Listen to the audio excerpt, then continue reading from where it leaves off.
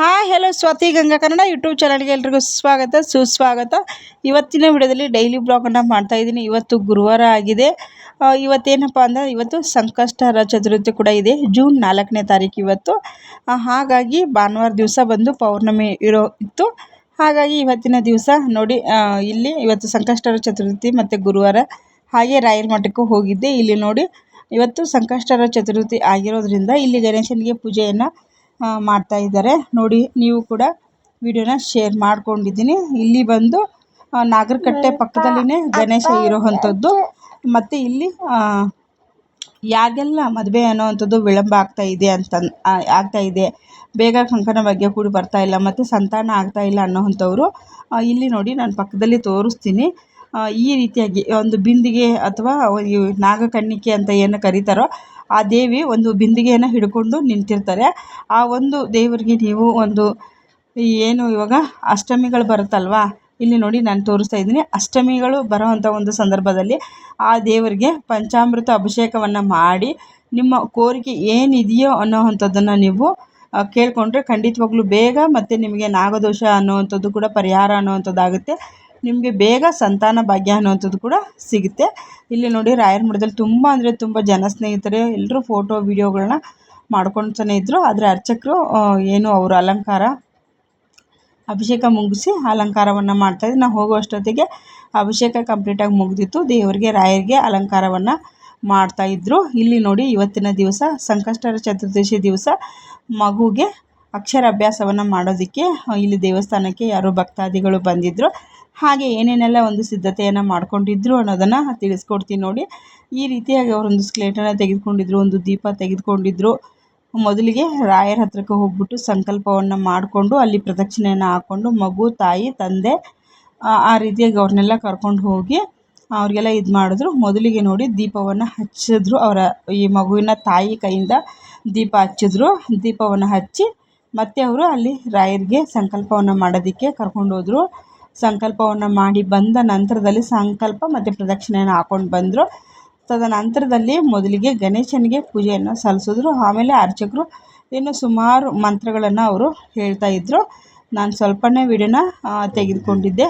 ಯಾಕಂತಂದರೆ ಅವ್ರಿಗೆ ನಾನು ಪರ್ಮಿಷನ್ ಇಲ್ದೇ ವಿಡಿಯೋ ಮಾಡ್ಕೊಳ್ತಾ ಇದ್ನಲ್ವ, ಹಾಗಾಗಿ ನಾನು ಅವ್ರ ಫೇಸು ಮತ್ತು ಪಾಪು ಫೇಸು ಏನು ತೋರಿಸೋದಕ್ಕೆ ಹೋಗಿಲ್ಲ. ಜನರಲ್ಲಾಗಿ ಯಾವ ರೀತಿಯಾಗಿ ಅಕ್ಷರಾಭ್ಯಾಸದ ಪೂಜೆಯನ್ನು ಮಾಡ್ತಾ ಇರ್ತಾರೆ ಅನ್ನೋದನ್ನು ಮಾತ್ರ ನಾನಿಲ್ಲಿ ನಿಮಗೆಲ್ರಿಗೂ ತೋರಿಸಿರೋ ಅಂಥದ್ದು. ನೋಡಿ ತುಂಬ ಅಂದರೆ ತುಂಬ ಸರಳವಾಗಿ ಸಿಂಪಲ್ಲಾಗಿ ತುಂಬ ಚೆನ್ನಾಗಿ ಮಗುಗೆ ಇವಾಗ ನೋಡಿ ಅವರು ಸಂಕಲ್ಪವನ್ನು ಮಾಡಿಸ್ತಾ ಇದ್ದಾರೆ. ಸಂಕಲ್ಪವನ್ನು ಮಾಡಿಸಿ ಗಣೇಶನಿಗೆ ಫಸ್ಟು ಪೂಜೆಯನ್ನು ಮಾಡಿ ತದರ ನಂತರದಲ್ಲಿ ಇವಾಗ ಸ್ಲೇಟ್ ಏನಿದೆಯೋ ಅದಕ್ಕೆ ಅರಿಶಿನ ಕುಂಕುಮವನ್ನು ಎಲ್ಲ ಹಚ್ಚಿಬಿಟ್ಟು ಅವರು ಅವರ ಮನೆ ದೇವರ ಹೆಸರನ್ನು ಕೇಳಿದ್ದಾರೆ ಅನಿಸುತ್ತೆ. ಆ ಮನೆ ದೇವರ ಹೆಸರನ್ನು ಬರೆದು 4 ಅ ಇ ಈ ಒಂದು 4 ಪದನ ಬರೆದಿದ್ದಾರೆ. ಅಲ್ಲಿ ಬರೆದು ಬಿಟ್ಟು ಅದಕ್ಕೂ ಕೂಡ ಎಲ್ಲದಕ್ಕೂ ಒಂದು ಬುಕ್ಕು ಥರ ಕೇಳಿದ್ದಾರೆ. ಪ್ರತಿಯೊಂದಕ್ಕೂ ಅವರು ಎಲ್ಲವನ್ನು ಅದರಲ್ಲಿನೇ ಮಾಡಿಸ್ತಾ ಇದ್ದಾರೆ. ಇವಾಗ ದಂಪತಿ ಸಮೇತವಾಗಿ ಕೂತ್ಕೊಂಡಿದ್ದಾರೆ. ಮಗುನ ಮಧ್ಯದಲ್ಲಿ ಕೂರಿಸ್ಕೊಂಡಿದ್ದಾರೆ ಅವ್ರ ತಾಯಿ. ಇಲ್ಲಿ ಅರ್ಚಕರು ಮತ್ತು ಇನ್ನೊಬ್ಬರದ್ದು ಅಕ್ಷರಾಭ್ಯಾಸ ಇದೆಯಂತೆ. ಅವರು ಕೂಡ ಅವ್ರಿಗೆಲ್ಲ ಸಾಮಗ್ರಿಗಳನ್ನು ಇವಾಗ ಮುಗಿದ ನಂತರದಲ್ಲಿ ಅವ್ರದ್ದು ಮಾಡಿಸ್ತೀವಿ ಅಂಥೇಳಿ ಅವರು ಹೇಳ್ತಾಯಿದ್ರು. ಇಲ್ಲಿ ನೋಡಿ ರಾಯರ ಮಠದಿಂದ ನಾವು ರಾಯರ ದರ್ಶನ ಮುಗಿಸ್ಕೊಂಡು ಆಚೆ ಬಂತಾ ಇದ್ದಂಗೆ ಇಲ್ಲಿ ಎಡಗಡೆಗೆ ಇದೆಲ್ಲ ಒಂದು ಸೆಟಪ್ಪನ್ನು ಮಾಡಿದ್ದಾರೆ. ಇದು ಫಸ್ಟು ಒಳಗಡೆನೇ ಇತ್ತು. ಇವಾಗ ಜನ ಜಾಸ್ತಿ ಅಂಥೇಳಿ ಅವ್ರು ಆಚೆ ಕಡೆನೇ ಎಲ್ಲ ಇಟ್ಟಿರ್ತಾರೆ. ಇಲ್ಲೆಲ್ಲ ಪ್ರತಿಯೊಂದು ಸಿಗುತ್ತೆ. ರಾಯರಿಗೆ ಸೇವೆಗೆ ಏನು ಬೇಕು ಅಂತ ಅನ್ನೋದು ಇವಾಗ ನಮಗೆ ಗಂಧ ಆಗಿರಬಹುದು, ಒಂದು ಒಳ್ಳೆಯ ಸುವಾಸನೆ ಭರಿತವಾದಂಥ ಅಗರಬತ್ತಿ ಆಗಿರಬಹುದು, ಮತ್ತು ದೀಪದ ಸ್ಟಿಕ್ ಆಗಿರಬಹುದು, ಹಿತ್ತಾಳೆ ಚೆಂಬಾಗಿರ್ಬೋದು, ಮತ್ತು ರಾಯರನ್ನ ಕೂರಿಸೋದಕ್ಕೆ ಚಿಕ್ಕದಾಗಿ ಪೀಠ ಆಗಿರಬಹುದು, ಮತ್ತು ದೀಪ 5 ಪಂಚದೀಪಗಳನ್ನು ಬೆಳಗುವಂಥದ್ದಾಗಿರಬಹುದು, ಮತ್ತು ದೀಪ ಆಗಿರ್ಬೋದು, ಪಚ್ಚ ಕರ್ಪೂರ ಆಗಿರಬಹುದು, ನಾರ್ಮಲ್ ಕರ್ಪೂರ ಆಗಿರಬಹುದು, ಕಸ್ತೂರಿ ಅರಿಶಿನ, ಮತ್ತು ದೀಪಕ್ಕೆ ಹಾಕುವಂಥ ಒಂದು ಈ ನಾಲ್ಗೆ ಅಂತ ಏನು ಕರಿತೀವೋ ಅದು ವೆರೈಟಿ ಆಪ್ಸ್ ಇದೆ. ಹಿತ್ತಾಳೆನಲ್ಲೂ ಇದೆ, ಸ್ಟೀಲಲ್ಲೂ ಕೂಡ ಇದೆ, ಮತ್ತು ಸ್ಪ್ರಿಂಗ್ ರೀತಿಯಲ್ಲಿ ಇದೆ. ಮತ್ತು ಪರವಾಗಿಲ್ಲ ದೀಪಗಳೆಲ್ಲ ಏನಾನ ಅಕಸ್ಮಾತಾಗಿ ಅವ್ರ ಹತ್ರ ಇಲ್ಲ ಅಂತಂದ್ರೂ ಕೂಡ ಅವರು ನೆಕ್ಸ್ಟ್ ಗುರುವಾರಕ್ಕೆ ತಂದು ಕೊಡ್ತೀವಿ ಬನ್ನಿ ಅಂತ ಕೂಡ ಹೇಳ್ತಾಯಿದ್ರು. ಗಂಧ ಇದೆ, ಊದುಬತ್ತಿ ಇದು ಮಾಡೋದಕ್ಕೆ ಸ್ಟೀಲ್ದು ಇದೆ, ಹಿತ್ತಾಳಿದೆ. ಅವ್ರಿಗೆ ಯಾವ್ದು ಬೇಕೋ ಅದನ್ನು ಅವರು ತೆಗೆದುಕೊಳ್ಬೋದು. ದೀಪಗಳು ಕೂಡ ತುಂಬ ಅಂದರೆ ತುಂಬ ಇದೆ. ರಾಯರ ಫೋಟೋಸ್ ಇದೆ, ಮತ್ತು ತುಂಬ ಅಂದರೆ ತುಂಬ ಇರೋ ಅಂಥದ್ದು. ಹಾಗಾಗಿ ಇಲ್ಲಿ ನಿಮಗೆ ಯಾವುದು ಬೇಕೋ ಅದನ್ನು ನೀವು ತೆಗೆದುಕೊಳ್ಬಹುದು. ಇಲ್ಲಿ ಗಂಧದ ಪೇಸ್ಟ್ ಇದೆ, ಚಂದನ ಇದೆ ಮತ್ತು ಕೆಂಪು ಶ್ರೀಗಂಧ ಅಂತ ಏನು ನಾವು ಕರಿತೀವಿ, ಶ್ರೀಗಂಧ ಇದೆ.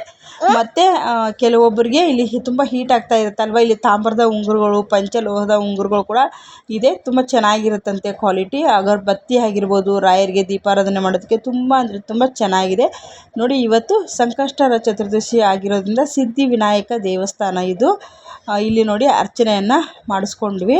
ಅರ್ಚನೆಯನ್ನು ಮಾಡಿಸ್ಬಿಟ್ಟು ಇಲ್ಲಿ ಅರ್ಚನೆ ಮಾಡಿ ಹೂವು ಪ್ರಸಾದ ಎಲ್ಲ ಕೊಡುವಂಥದ್ದು. ಇಲ್ಲಿ ಆಂಜನೇಯ ಸ್ವಾಮಿ, ಒಂದೇ ದೇವಸ್ಥಾನದ ಒಳಗಡೆಗೆ ಸುಬ್ರಹ್ಮಣ್ಯ ಸ್ವಾಮಿ ನೋಡಿ. ಇದು ಸುಬ್ರಹ್ಮಣ್ಯ ಸ್ವಾಮಿಯ ವಾಹನ ನವಿಲು. ಮತ್ತು ಇಲ್ಲಿ ವಲ್ಲಿ ಸಮೇತವಾಗಿ ಸುಬ್ರಹ್ಮಣ್ಯ ಸ್ವಾಮಿ ಇರುವಂಥದ್ದು, ದಂಪತಿ ಸಮೇತವಾಗಿ ಇರುವಂಥದ್ದು. ಅದನ್ನು ಸಹ ನಾನಿಲ್ಲಿ ತೋರಿಸ್ತೀನಿ ನೋಡಿ.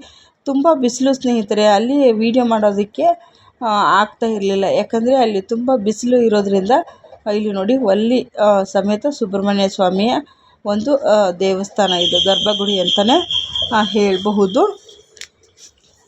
ಇಲ್ಲಿ ನೋಡಿ ತುಂಬ ಅಂದರೆ ತುಂಬ ಚೆನ್ನಾಗಿ ಇರೋವಂಥದ್ದು.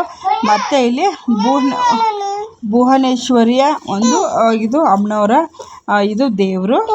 ಮತ್ತು ಈ ಕಡೆಗೆ ನಾಗದೇವರು ಕೂಡ ಇದ್ದಾರೆ. ಇದು ಬಂದು ಈಶ್ವರನ ಒಂದು ಟೆಂಪಲ್ಲು. ಮೊದಲಿಗೆ ನೋಡಿ ನಂದಿ ಇದ್ದಾರೆ. ಇಲ್ಲಿ ನೋಡಿ ನಾಗಬಟ್ಲು ಹೂವು ಅಂತ ಏನು ಕರೀತಾರೋ ಅದನ್ನು ತುಂಬ ಇಲ್ಲಿ ಒಬ್ಬರೊಂದು ದೊಡ್ಡ ಕವರ್ ತುಂಬಾ ತೆಗೆದುಕೊಂಡು ಬಂದಿದ್ದರು. ಇಲ್ಲಿ ನೋಡಿ ಇದು ಅಜ್ಜಿ ಒಬ್ಬರೇ ಇಲ್ಲಿ ಹೂವನ್ನು ಮಾರ್ತಾ ಇದ್ದಾರೆ. ಇಲ್ಲಿ ಯಾರು ಒಬ್ಬರು ಅಂಗಡಿಗಳಂತ ಏನೂ ಇಲ್ಲ. ಅಜ್ಜಿ ಹತ್ರಕ್ಕೇ ತುಳಸಿ ತೆಗೆದುಕೊಳ್ಬಹುದು, ಲಿಂಬೆಹಣ್ಣು ಮತ್ತು ನಮಗೇನು ಬೇಕಾದರೂ ಕೂಡ ಅಜ್ಜಿ ಹತ್ರಕ್ಕೆ ತೆಗೆದುಕೊಳ್ಬಹುದು. ಬೇರೆ ಕಡೆಯಿಂದ ಇಲ್ಲಿ ಸಿಗಲ್ಲ. ನೀವೇನಾನ ಈ ಕಡೆಗೆ ITI ಗೇಟ್ ಕಡೆಗೆ ಬಂದರೆ ಖಂಡಿತವಾಗ್ಲೂ ರಾಯರ ಮಠದಲ್ಲಿ ತುಂಬ ಅಂದರೆ ತುಂಬ ಚೆನ್ನಾಗಿದೆ. ನಾಳೆ ಕೂಡ ಅಷ್ಟೇ ವಿಶೇಷವಾಗಿರೋಂಥ ಪೂಜೆ ಇದೆ. Thank you for watching. ನಮಸ್ತೆ.